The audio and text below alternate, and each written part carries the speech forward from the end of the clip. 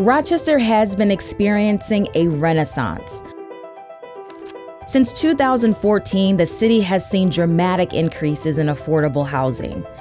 Investments in job creation and new job opportunities created the lowest unemployment rate in 10 years. Citizen engagement pushed crime rates to historic lows. Programs to address the needs of children in and outside the classroom prepared a new generation of learners for future success. The city was on a course to finally realize its potential. And then the pandemic hit. Businesses closed. Workers lost their jobs. Frustrations built, and crime again began to rise. And in an already heightened environment, tragedy unfolded. What transpired on the morning of March 23rd enraged the country. Prude was handcuffed naked and unarmed in near freezing temperatures over on Jefferson Ave in Rochester. Medical examiner determined the manner of death was homicide, noting cause of death, complications of asphyxia. The community demanded answers and immediate action. The death of Daniel Prude pushed Rochester to the forefront of the national discussion about deadly encounters involving police and Black men and women, and more broadly, spotlighted a system that has long disfavored the poor and people of color. How did a community that touts its historic role in the fight for human rights, the home of Susan B. Anthony and Frederick Douglass, get to this point? And what would it take to solve the fundamental issues that led to this moment?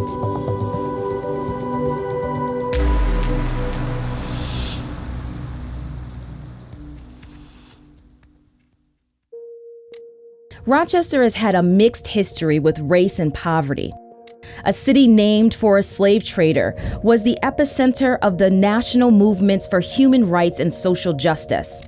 One of the nation's poorest cities has been home to some of the most successful companies in the world. Rochester felt the same growing pains that swept the nation, including racial uprisings, redlining, white flight, urban renewal, school integration. The list goes on. But despite a long history grappling with these issues, the city is still at the center of one of the most economically and racially segregated communities in the country. And that has real consequences. Where you live makes a huge difference in the opportunities you get and the quality of life you enjoy. It determines the value of your home and whether you own or rent. It predicts school performance, employment outcomes, and yes, negative interactions with law enforcement. We just divested from many urban communities that really needed our precise attention. The pandemic has made matters worse. Those with jobs before the pandemic that paid $60,000 or more a year have been more likely to get that job back. Those who made less still struggle to find work. When we look at the service industry in particular, you'll have a higher concentration of Blacks and Hispanics in those occupations. Who's getting hurt most? As people in the service industry. So what could be done about it? Rochester Mayor Lovely Warren is proposing the Equity and Recovery Agenda to restore Rochester's pre-pandemic renaissance and reverse historic racism and inequity. The ERA agenda is truly about forcing the system to change and recognizing that racism and sexism plays a major part in why this community and the people that live in this community have suffered. The agenda confronts the root of historical inequities. Housing, police and criminal justice, jobs and education are all foundational, and therefore they all must be worked on at the same time. The Equity and Recovery Agenda will reform criminal justice by decriminalizing emotional distress and trauma.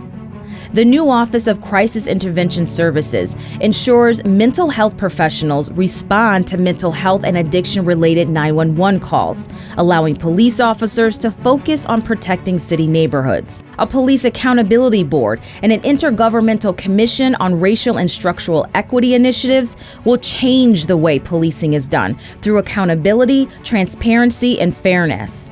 The first thing that we have to do is to make sure that we see each other, whether you're a cop or a person on our streets, as a resident.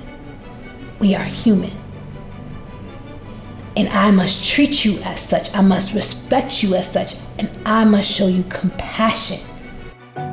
The African proverb says, "It takes a village to raise a child." And it's true in the academic success of students. The Equity and Recovery Agenda calls for making each Rochester Elementary a neighborhood community school, using Enrique Fermi School Number 17 as a model of success. These neighborhood schools focus on the whole child, not just the student. They nurture students with meals, after-school, dental, and mental health care. They support families in the neighborhood with job training, housing, nutritional services, and more.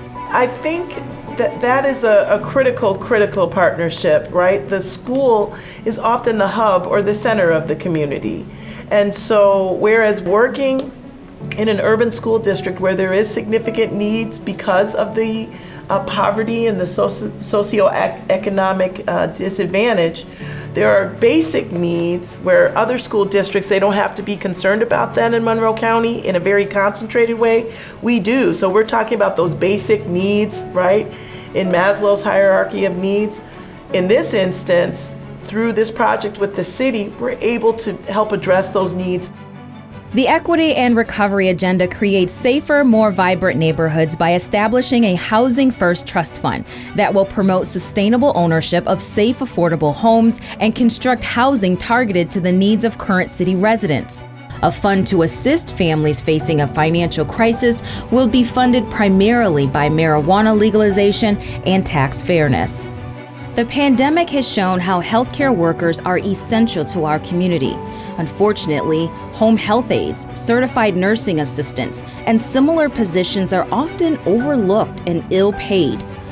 In order to establish equity and fairness for these critically important roles, the city will join with local unions, healthcare advocates, and the Rochester Monroe Anti-Poverty Initiative, or RMAPI, to fight for state legislation that mandates a $15 minimum wage for these positions.